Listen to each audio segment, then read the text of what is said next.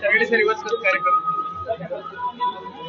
ಗೌರಿ ಗಣೇಶ ಹಬ್ಬದ ಪ್ರಯುಕ್ತ ನಮ್ಮ ಮೈಸೂರಿಂದ ನನ್ನ ಊರಾಗಿರುವ ಬೇಡಹಳ್ಳಿ ಮತ್ತು ನನ್ನ ಹೆಂಡತಿ ಮನೆ ಅಲ್ಲಿಗೆ ಹೋಗಿದ್ದೆ. ವಾಪಸ್ ಬರುವಾಗ ಇಲ್ಲೊಂದು ಕಾರ್ಯಕ್ರಮವನ್ನು ಆಯೋಜನೆ ಮಾಡಬೇಕು ಅಂತ ಹೇಳಿದ್ರು ನಮ್ಮ ವೇಣುಗೋಪಾಲ್ ಅಂತ ಹೇಳಿ. ಅವ್ರಿಗೆ ನಾನು 8ನೇ ತಾರೀಕು 9ನೇ ತಾರೀಕು ಕನ್ಫರ್ಮ್ ಮಾಡ್ಲಿಕ್ಕಾಗಿರ್ಲಿಲ್ಲ. ಕೊನೆಗೆ ಅದಕ್ಕೋಸ್ಕರ ಕಾರ್ಯಕ್ರಮ ಆಯೋಜನೆ ಆಗಲಿಲ್ಲ. ಆದರೆ ಬಂದು ದೇವರಿಗೆ ಕೈ ಮುಕ್ಕೊಂಡು ಹೋಗೋಣ ಅಂತ ಹೇಳಿ ನಮ್ಮ ನಾಯಕರಾಗಿರುವಂತಹ HMT ಸುರೇಶ್ ಅವರು ಇರ್ಬೋದು, ಹರ್ಷಿತ್ ಅವರು ಇರ್ಬೋದು, ಹಾಗೂ ವೇಣುಗೋಪಾಲ್ ಅವರಿಗೆ ಹೇಳಿದೆ. ಹಾಗಾಗಿ ಇಲ್ಲಿ ಬಂದು ಗಣೇಶನಿಗೆ ಕೈ ಮುಗಿದು ನಾಡಿಗೆ ಒಳ್ಳೇದು ಮಾಡಲಿ ಅಂತ ಹೇಳಿ ಪ್ರಾರ್ಥನೆ ಮಾಡಿ ಮೈಸೂರಿಗೆ ಹೊರಟಿದ್ದೆ. ವಿಶೇಷವಾಗಿ ಏನಾದ್ರು ಬೆಳಗ್ಗೆ ವಿಶೇಷ ನಾನು ದೇವರ ಹತ್ರ ಯಾವತ್ತೂ ಕೂಡ ಮನಶಾಂತಿಯನ್ನು ಒಂದು ಬಿಟ್ಟು ಬೇರೆ ಯಾರನ್ನು ವೈಯಕ್ತಿಕವಾಗಿ ಕೇಳಲ್ಲ. ಏನೇ ಕೇಳಿದ್ರು ನಮ್ಮ ಮೈಸೂರಿನ ನಾನು MP ಆದಾಗ್ಲೂ ಕೂಡ ಮೈಸೂರಿಗೆ ಹೈವೇ ಬೇಕು ಅಂತ ದೇವರಿಗೆ ಹರಕೆ ಹೊತ್ತಿದ್ದೀನಿ. ಮೈಸೂರಿಗೆ ಪಾಸ್ಪೋರ್ಟ್ ಸೇವಾ ಕೇಂದ್ರ ಬರಬೇಕು ಅಂತ ಸಂಕಲ್ಪ ಮಾಡಿದ್ದೀನಿ. ನಾನು ಮೈಸೂರಿನ ಒಂದೊಂದು ಅಭಿವೃದ್ಧಿ ಕಾರ್ಯಗಳದ್ದು ಏರ್ಪೋರ್ಟಿಗೂ ಕೂಡ ರಾಜ್ಯ ಸರ್ಕಾರದಿಂದ ದುಡ್ಡನ್ನ ನಾನು ಲ್ಯಾಂಡ್ ಎಕ್ವಿಷನ್ ತರಬೇಕು ಅಂತ ಹೇಳ್ಬಿಟ್ಟು 319 ಕೋಟಿನ ತರಬೇಕಾದ್ರೂ ಕೂಡ ನಾನು ನನ್ನ ಇಷ್ಟ ದೇವರಿಗೆ ನಾನು ಹರಕೆ ಹೊತ್ತಿದ್ದೀನಿ. ನಾನು ಮೈಸೂರಲ್ಲಿ ಮಾಡಿರೋ ಒಂದೊಂದು ಯೋಜನೆಗೂ ಕೂಡ ನಾನು ಹರಕೆ ಹೊತ್ತೆ ಯೋಜನೆ ಕೊಡ್ತೀನಿ. ಹಾಗಾಗಿ ನಾನು ವೈಯಕ್ತಿಕವಾಗಿ ದೇವರನ್ನ ಮನಶಾಂತಿಯನ್ನ ಆರೋಗ್ಯನ ಬಿಟ್ಟು ಬೇರೆ ಏನನ್ನು ಕೇಳಲ್ಲ. ನಾನು ಏನೇ ಕೇಳಿದ್ರು ಕೂಡ ಕ್ಷೇತ್ರಕ್ಕೆ ಜನಕ್ಕೆ ಕೇಳಿ. ರಾಜ್ಯ ರಾಜಕೀಯದಲ್ಲಿ ಇವತ್ತು ಹೊಸ ಚರ್ಚೆ ಶುರುವಾಗಿತ್ತು. ಈ ತಿಂಗಳ ಅಂತ್ಯದ ವೇಳೆಗೆ CM ಬದಲಾಗ್ತದೆ ಅಂತ ಹೇಳಿ TV ರವಿಯವರು ಇವತ್ತು ನಿಮ್ಮ ಅಭಿಪ್ರಾಯ ಏನಾಗುತ್ತೆ? ನನಗೆ ಗೊತ್ತಿಲ್ಲ ಏನಾಗುತ್ತೆ ಅಂತ ಹೇಳಿ. ಕಾಂಗ್ರೆಸ್ನಲ್ಲಿ ಅವ್ರ ಪಕ್ಷ ಯಾವ ರೀತಿ ನಿರ್ಧಾರ ತೆಗೆದುಕೊಳ್ಳುತ್ತಾರೆ ಅಂತ ನನಗೆ ಗೊತ್ತಿಲ್ಲ. ಅದೇ ರೀತಿ ಪ್ರಾಸಿಕ್ಯೂಷನ್ ಕೊಟ್ಟಿರೋದ್ರಿಂದ ಹೈಕೋರ್ಟ್ನಲ್ಲಿ ವಿಚಾರಣೆ ನಡೀತಾ ಇದೆ. ಹೈಕೋರ್ಟ್ ರಿಟ್ ಅರ್ಜಿಯ ವಿಚಾರಣೆ ಮಾಡ್ತಾ ಇರೋದ್ರಿಂದ ಅವ್ರಿಗೆ ಏನ್ ತೀರ್ಪನ್ನು ಕೊಡ್ತಾರೆ. ಒಂದು ವೇಳೆ ಪ್ರಾಸಿಕ್ಯೂಷನ್ಗೆ ಅವಕಾಶವನ್ನು ಮಾಡಿಕೊಡ್ತು ಅಂತಂದ್ರೆ ನೈತಿಕ ಹೊಣೆ ಹೊತ್ತು ಸಿದ್ದರಾಮಯ್ಯನವರು ಅಧಿಕಾರದಿಂದ ಕೆಳಗಿಳಿಬೇಕಾಗುತ್ತೆ. ಆದ್ರೆ ಅದು ಕೋರ್ಟು ಡಿಸಿಷನ್ ಏನ್ ಕೊಡುತ್ತೆ ಅಂತ ಗೊತ್ತಿಲ್ಲ. ಇಲ್ಲಿ ನೈತಿಕ ಹೊಣೆ ಹೊತ್ತು ರಾಜೀನಾಮೆ ಕೊಟ್ಟರೆ ಕೊಡ್ಬೋದೇ ಹೊರತು ಕಾನೂನಿನಲ್ಲಿ ನೀವು ರಾಜೀನಾಮೆ ಕೊಡ್ಲೇಬೇಕು ಅಂತ ಹೇಳಿ ಫೋರ್ಸ್ ಮಾಡೋದಕ್ಕಾಗಲ್ಲ. ಯಾಕಂದ್ರೆ ಹಿಂದೆ ಜಾರ್ಖಂಡಲ್ಲಿ ಆ ಘಟನೆ ಇರ್ಬೋದು. ಇವತ್ತು ಡೆಲ್ಲಿನಲ್ಲಿ ಅರವಿಂದ್ ಕೇಜ್ರಿವಾಲ್ ಜೈಲಿಂದಲೇ ರಾಜ್ಯಭಾರ ನಡೆಸ್ತಾ ಇದ್ದಾರೆ. ಇಂಥ ಕೆಟ್ಟ ಉದಾಹರಣೆಗಳು ಇದಾವೆ. ಸಿದ್ದರಾಮಯ್ಯನವರು ಒಂದು ವೇಳೆ ಪ್ರಾಸಿಕ್ಯೂಷನ್ಗೆ ಅವಕಾಶ ಕೊಟ್ಟರೆ ಯಾವ ಮೇಲ್ಪಂಕ್ತಿಯನ್ನ ಹಾಕಿ ಕೊಡ್ತಾರೆ ಅನ್ನೋದ್ರ ಮೇಲೆ ಅವರ ರಾಜಕೀಯ ಭವಿಷ್ಯ ಮತ್ತು ಕರ್ನಾಟಕ ರಾಜ್ಯ ಸರ್ಕಾರದ ಭವಿಷ್ಯ.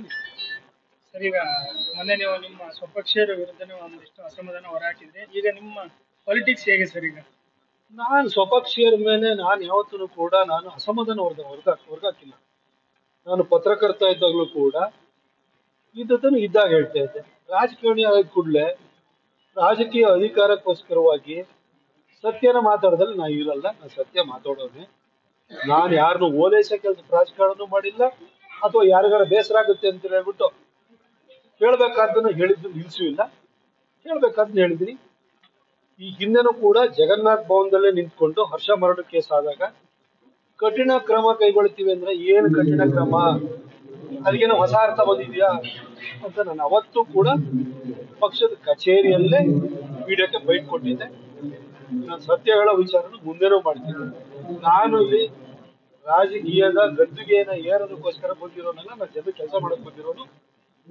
ನಾನು ಪತ್ರಕರ್ತನಾಗಿ ನಾನು ವೃತ್ತಿನ ಆರಂಭಿಸಿದನು. ನನ್ನೊಳಗಿನ ರಾಜಕಾರಣಿಯನ್ನ ನನ್ನೊಳಗಿನ ಪತ್ರಕರ್ತ ಯಾವತ್ತೂ ರಿವ್ಯೂ ಮಾಡ್ತಿರ್ತಾನೆ. ನಾನು ರಾಜಕಾರಣಿಯಾಗಿ ಯಾರನ್ನು ಓಲೈಸುವಂತಹ ರಾಜಕಾರಣವನ್ನು ಮಾಡಲ್ಲ. ನನ್ನೊಳಗಿನ ಪತ್ರಕರ್ತ ನಾನು ಸಾಯುವತ್ತು ಬಗ್ಗೆ. ಕಾಂಗ್ರೆಸ್ ಹಲವಾರು ನಾಯಕರುಗಳು ಪದೇ ಪದೇ ಹೇಳ್ತಿದ್ದಾರೆ, ನಾವು ಕೂಡ ರೆಕಾರ್ಡ್ ರೆಡಿ ಮಾಡ್ತಾ ಇದ್ದೀವಿ, ಎಲ್ಲಾ ಪಕ್ಷಗಳ ದೊಡ್ಡ ನಾಯಕರು ಕೂಡ ಪ್ರಭಾವ ಬೀಳುತ್ತೆ. ಈ ಕರ್ನಾಟಕ ರಾಜಕಾರಣದಲ್ಲಿ ನಮ್ಮ ಹಿರಿಯ ನಾಯಕರುಗಳನ್ನೆಲ್ಲ ನೋಡಿ ನನಗೂ ಬೇಸರ. ನಿನ್ ಬಿಚ್ಚಿಡ್ತೀನಿ, ನಿಂದು ಬಿಡ್ತೀನಿ, ಅದು ಇದು ಅಂತ ಹೇಳ್ತೀನಿ. ಬಿಡ್ರಪ್ಪ. ಅಲ್ಲಿ DK ಶಿವಕುಮಾರ್ ಅವರು ಅಷ್ಟೇನೆ ಹೇಳಿಕೆ ಕೊಡ್ತಾರೆ, ನೀನು ನಮ್ಮಿಂದಲೇ ಗೆದ್ಬಿಟ್ಟಿದ್ಯಾ, ನೀನು ಇಲ್ಲ ಅಂದ್ರೆ ನೀನೇನು ವಿಧಾನಸೌಧಕ್ಕೆ ಬರ್ಬೇಕು ಅಂದ್ರೆ ನಿಮ್ಮನ್ನು ತಡೆದವ್ರು ಯಾರು, B.Pharm ಸೈನ್ ಹಾಕ್ದಂಗೆ. ಅದನ್ನು ನಕ್ಕಿದೆ. ಬೋರಿ ಬಿಚ್ಚಿಡ್ತೀನಿ ಅನ್ನೋ ಹಾವಿನ ಪೆಟ್ಟಿಗೆ ತೋರಿಸ್ಬಿಡ್ತೀನಿ, ಅದ್ರೊಳಗಡೆ ಹಾವು ಬಿಡ್ತೀನಿ ಅಂತ ಬಿಡೋದೇ.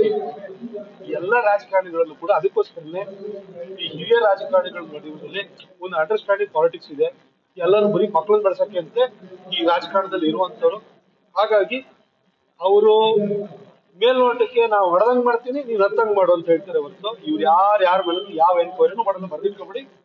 ಮೂಡ ಹಗರಣನು ಕೂಡ ಮುಖ್ಯಮಂತ್ರಿ ಸಿದ್ದರಾಮಯ್ಯ ಸಾಹೇಬರು ಅವ್ರು ತಗೊಂಡಿರುವಂತ ಸೈಟ್ ನ ಸರೆಂಡರ್ ಮಾಡಿ ತನಿಖೆಗೆ ಆದೇಶ ಮಾಡಿದ್ರೆ ಲಾಜಿಕಲ್ ಎಂಡಿಗೆ ಹೋಗ್ತೀವಿ. ಇಲ್ಲ ಅಂದ್ರೆ ಅದು ಲಾಜಿಕಲ್ ಎಂಡಿಗೆ ಹೋಗಕ್ ಸಾಧ್ಯ ಇಲ್ಲ. ಯಾವ ರಾಜಕಾರಣಿನೂ ಕೂಡ ಯಾವುದೇ ವಿಚಾರದ ಬಗ್ಗೆನೂ ಕೂಡ ಒಂದು ವಿಚಾರವನ್ನ ದಡ ಸೇರಿಸೋದಕ್ಕೆ ಅದು ತಾರ್ಕಿಕ ಅಂತ್ಯಕ್ಕೆ ತೆಗೆದುಕೊಂಡು ಹೋಗಕ್ಕೆ ಇಂಟ್ರೆಸ್ಟ್ ಇಲ್ಲ. ಕಾಂಗ್ರೆಸ್ ಸರ್ಕಾರ ಬಂದು 1.25 ವರ್ಷ ಕಳೆದೋಯ್ತು. 40% ಬಗ್ಗೆ ಆಗ್ಲಿ, PSI ಹಗರಣದ ಬಗ್ಗೆ ಆಗ್ಲಿ, ಬಿಟ್ಕಾಯಿನ್ ಬಗ್ಗೆ ಆಗ್ಲಿ, PCM ಬಗ್ಗೆ ಆಗ್ಲಿ ಇವತ್ತರೆಗೂ ಒಂದು ಸಣ್ಣ ಸಾಕ್ಷ್ಯನೂ ಕೊಟ್ಟಿಲ್ಲ. ಅಧಿಕಾರದಲ್ಲಿ ಇರುವಂತವರು ಅಧಿಕಾರಕ್ಕೆ ಬಂದಾದ ಕೂಡಲೇ ಎಲ್ಲ ಮರೆತು ಬಿಡ್ತಾರೆ. ಅಧಿಕಾರಕ್ಕೆ ಬರೋ ಮೊದಲು ಬರೀ ಆರೋಪಗಳನ್ನ ಸರಣಿ ಮಾಡ್ತಾರೆ. ಇವತ್ತರೆಗೂ ಈ ಕಾಂಗ್ರೆಸ್ನವ್ರ ಯೋಗ್ಯತೆಗೆ ಈ ಬಿಟ್ಕಾಯಿನ್ ಇರ್ಬೋದು, PSI ಹಗರಣ ಇರ್ಬೋದು, 40% ಇರ್ಬೋದು, ಒಂದು ಸಣ್ಣ ಸಾಕ್ಷ್ಯನ ತೋರಿಸಿದ್ರೆ ಬರೀ ಅಲ್ಲಿ ಮೀಡಿಯಾದ ಎದುರುಗಡೆ ಬರ್ತಾರೆ. ಸ್ಟೇಟ್ಮೆಂಟ್ ಹೆಂಗ್ ಕೊಡ್ತಾರೆ ಅಂತಂದ್ರೆ ತೆಗೆದಿರ್ತೀವಿ, ದಾಖಲೆ ಹುಡುಕ್ತಾ ಇದೀವಿ. ಹುಡುಕದ್ ಯಾಕ್ರಿ, ನಿಮ್ಮ ಹತ್ರ ಎಲ್ಲ ಇದೆ. ಬರೀ ಸುಳ್ಳು.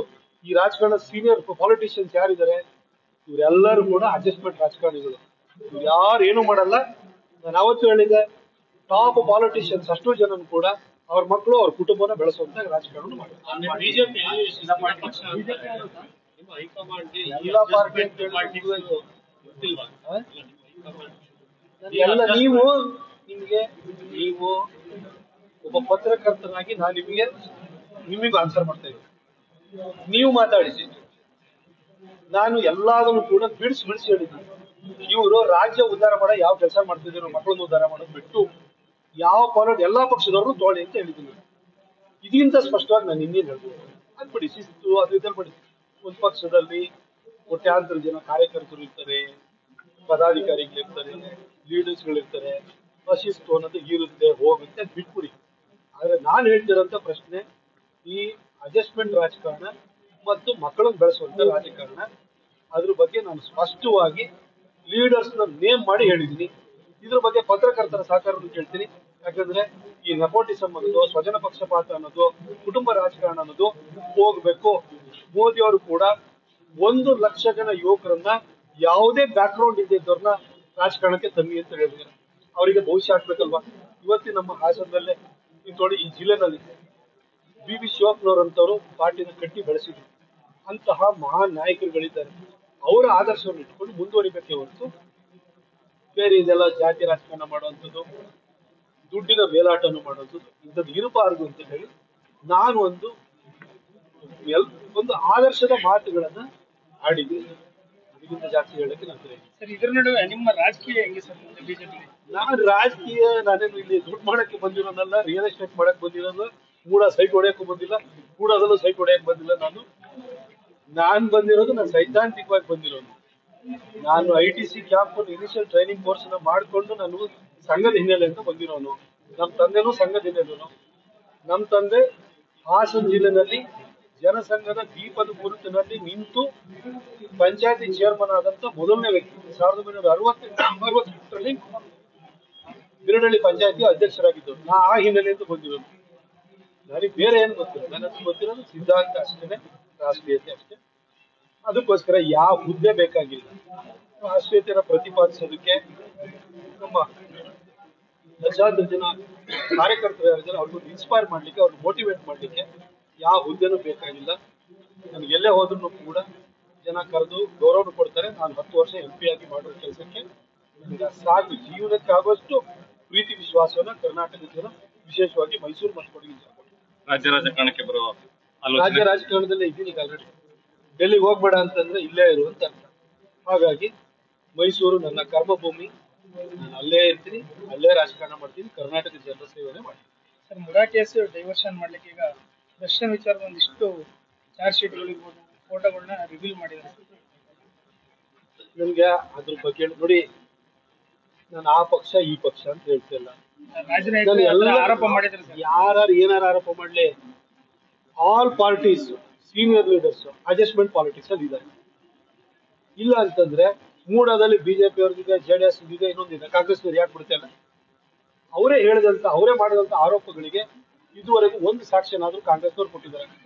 ಇನ್ವೆಸ್ಟಿಗೇಟಿವ್ ಏಜೆನ್ಸಿ ಅವ್ರ ಹತ್ರ ಇದೆ, ಅಡ್ಮಿನಿಸ್ಟ್ರೇಷನ್ ಅವ್ರ ಕೈಲಿದೆ, ಪೊಲೀಸ್ ಡಿಪಾರ್ಟ್ಮೆಂಟ್ ಕೊಡ್ರಪ್ಪ. 40% ಅಂದ್ರಲ್ಲ, ಕೊಡಿ. PSI ಹಗರಣದ ಬಗ್ಗೆ ನೀವು ಯಾಕೆ ಇವತ್ತವರೆಗೂ ತನಿಖೆ ಮಾಡುತ್ತೆ ಅಲ್ಲ?